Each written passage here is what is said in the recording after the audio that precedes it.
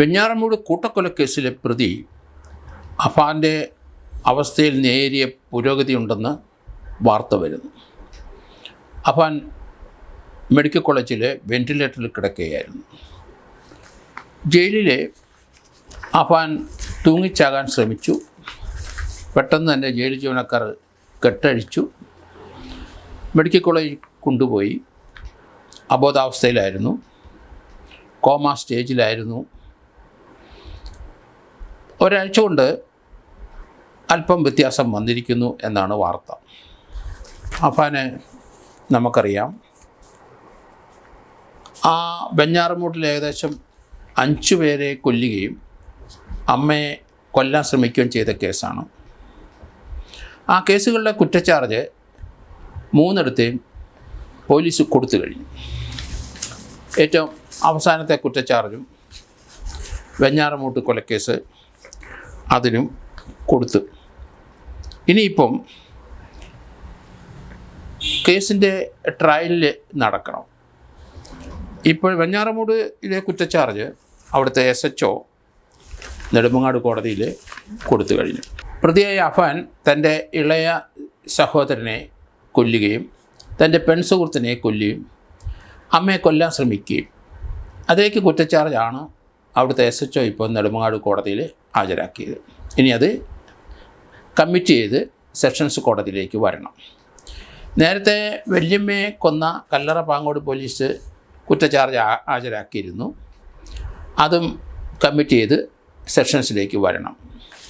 അതുപോലെ തന്നെ രണ്ടാമത്തെ മർഡർ, അത് ചുള്ളാലം SN പുരത്തുള്ള മൂത്താപ്പയും മൂത്തമ്മയും കൊന്ന കേസ്, അതും കുറ്റച്ചാർജ് ഹാജരാക്കി.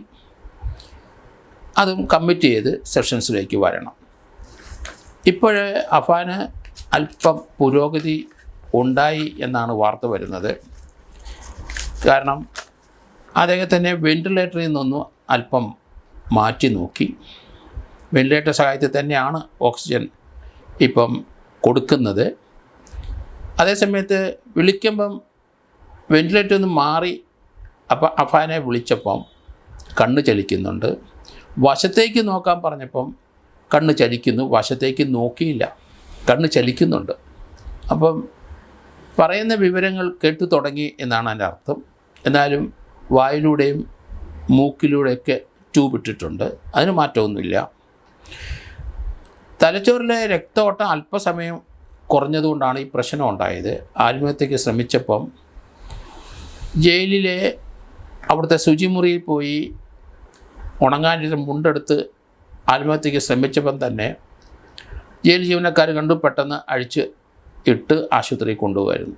എങ്കിലും അഫാൻ്റെ നല്ല വെയിറ്റ് ഉള്ളത് കൊണ്ട് ആ മുണ്ട് കൊണ്ട് കഴുത്തിൽ മുറുക്കി തൂങ്ങിയ ഉടനെ വെയിറ്റ് കാരണം കഴുത്തല്പം പെട്ടെന്ന് മുറുകി. അതുകൊണ്ട് സ്വല്പം ശ്വാസതടസ്സം ഉണ്ടായി. തലച്ചോറിലേക്കുള്ള ബ്ലഡിൻ്റെ സപ്ലൈ അല്പനേരം നിന്നു. അതുകൊണ്ട് ബ്രെയിനുള്ള ഓക്സിജൻ ലഭ്യമല്ലാതെ വന്നു. അതുകൊണ്ട് കോമയിലേക്ക് പോയി. കഴിഞ്ഞ ഞായറാഴ്ചയാണ് ഈ സംഭവം ഉണ്ടായത്. ഏകദേശം 8ാം ദിവസമാണ്. ഇപ്പം പുരോഗതി ഉണ്ടെന്നാണ് വരുന്നത്. അതേസമയത്ത് MRI സ്കാന് തുടർച്ചയായിട്ട് എടുത്തുകൊണ്ടേയിരിക്കണം തലച്ചോറിലെ അവസ്ഥ മനസ്സിലാക്കണമെങ്കിൽ. കണ്ണ് ചലിപ്പിക്കാൻ പറഞ്ഞ എങ്കിൽ ചലിക്കുന്നുണ്ട്, പക്ഷേ വശത്തേക്ക് പറയുമ്പം അത് നമ്മുടെ സംസാരം കേട്ട് അതിൻ്റെ അർത്ഥം മനസ്സിലാക്കിയെങ്കിൽ മാത്രമേ വശത്തേട്ട് ചലിക്കാൻ കഴിയുള്ളൂ. പക്ഷേ ഉൾക്കൊള്ളുന്നുണ്ട്, വിളിക്കുമ്പം കണ്ണ് ചലിപ്പിക്കുന്നുണ്ട്. വശത്തേക്ക് അത് സാധാരണ ഒരു സൗണ്ട് കേട്ടിട്ട് വേണമെങ്കിലും ചിലപ്പം കണ്ണ് ചലിക്കാം. പക്ഷേ കൃത്യമായ കമാൻഡ് രണ്ടാമത് കൊടുത്തു, വശത്തേക്കൊന്ന് ചലിപ്പിക്കുമ്പം വശത്തേക്ക് ചലിക്കില്ല. അതേസമയത്ത് കണ്ണപ്പം ശ്രമം നടക്കുന്നുണ്ട്, കണ്ണ് ചലിക്കുന്നുണ്ട്. അത് നല്ലൊരു പുരോഗതിയായിട്ടാണ് ഡോക്ടർമാർ പറയുന്നത്. എങ്കിലും ഇനി കടമ്പ കടക്കേണ്ടത് അണുബാധ ഉണ്ടാകാൻ പാടില്ല. ഒട്ടും വെന്റിലേറ്ററിലാണ് അണുബാധ ഉണ്ടാകാൻ പാടില്ല. ഹൃദയാഘാതം ഉണ്ടാകാൻ പാടില്ല. അത് രണ്ടും അതിജീവിക്കണം. നല്ല ശ്രദ്ധ ഈ കാര്യത്തിൽ ഉണ്ടാകണം. അതുകൊണ്ട് തലച്ചോറിലെ ആ ഓക്സിജൻ സപ്ലൈ അതിന് ഒരു ഭംഗം നേരത്തെ ഉണ്ടായെങ്കിലും ഇപ്പം വെന്റിലേറ്ററിൻ്റെ സഹായത്തോടെ ശരീരത്തിന് ആവശ്യമായ ഓക്സിജൻ കൊടുക്കുന്നുണ്ട്. പ്രായം കുറവായതിനാൽ ചികിത്സ പെട്ടെന്ന് ഫലിക്കും. അല്ലെങ്കിൽ പ്രായം കൂടിയ ഒരാളാണ് ഈ അവസ്ഥയിൽ കിടക്കുന്നെങ്കിൽ കടന്നു പോയേനെ. പ്രായം കുറഞ്ഞ ഒരാളാണ് 21-24 വയസ്സേ ഉള്ളൂ. അതുകൊണ്ട് മരുന്നൊക്കെ കൊടുക്കുന്നതിനോട് പ്രതികരിക്കാൻ തുടങ്ങും. കാലതാമസം ചിലപ്പം വർഷങ്ങളോളം എടുക്കുമെന്നാണ് എൻ്റെ ഒരു അഭിപ്രായം. കാരണം ആ ഒരു സ്റ്റേജിൽ നിന്ന് മുക്തി നേടി വരണം. അതേസമയത്ത് പനി ഉണ്ടാകാൻ പാടില്ല, അണുബാധ ഉണ്ടാകാൻ പാടില്ല. അതൊക്കെ ഈ അവസ്ഥയിൽ എപ്പം വേണമെങ്കിലും ഹൃദയാഘാതം ഉണ്ടാകാം. അത് വാച്ച് ചെയ്തുകൊണ്ട് കൃത്യമായി ആൾക്കാർ ഉണ്ട് ഹോസ്പിറ്റലിൽ വെന്റിലേറ്ററിലായതുകൊണ്ട് 24 മണിക്കൂറും അത് വാച്ച് ചെയ്യാൻ ആളുണ്ട്.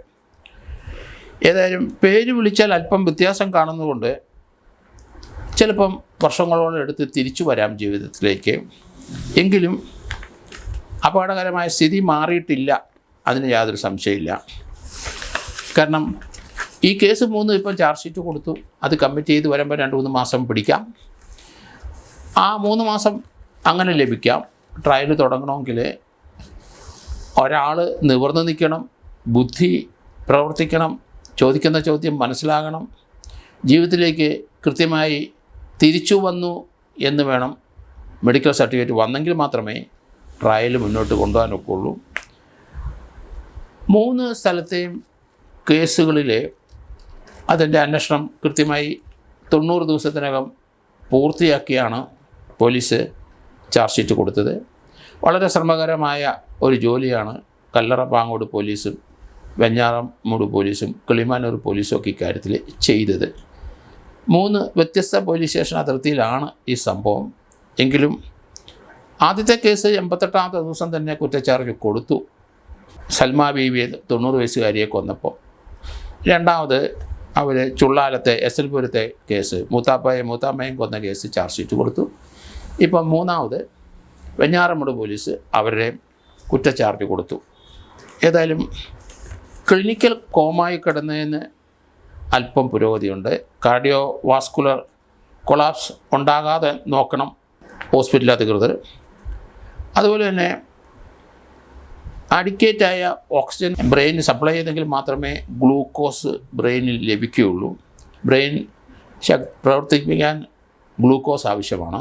അതുകൊണ്ട് ആ കാര്യങ്ങളെല്ലാം കൃത്യമായി വെന്റിലേറ്ററിൻ്റെ സഹായത്തോടെ ആണെങ്കിലും അത് കൊടുത്തുകൊണ്ടിരുന്നു. ഇപ്പം വെന്റിലേറ്റർ അല്പം മാറ്റി നോക്കി. അതിന് ശേഷം ഓക്സിജൻ്റെ സപ്ലൈ നന്നായിട്ട് ലഭിക്കുന്നു എന്ന് പറയാൻ പറ്റില്ല. എങ്കിലും ഓക്സിജൻ സപ്ലൈ ബ്രെയിനിൽ ലഭിക്കുന്നുണ്ട് ആണ് ഇപ്പം മനസ്സിലാകുന്നത്. അപ്പം ബ്ലഡ് സർക്കുലേഷനും കുഴപ്പമില്ല. വെന്റിലേറ്ററിൽ ഹെൽപ്പ് അല്പാൽപ്പം മാറ്റി പരീക്ഷണം നടത്തിക്കൊണ്ടിരിക്കുകയാണ്. അതിൽ പുരോഗതി ഉണ്ടെന്നാണ് ഡോക്ടർമാർ പറയുന്നത്.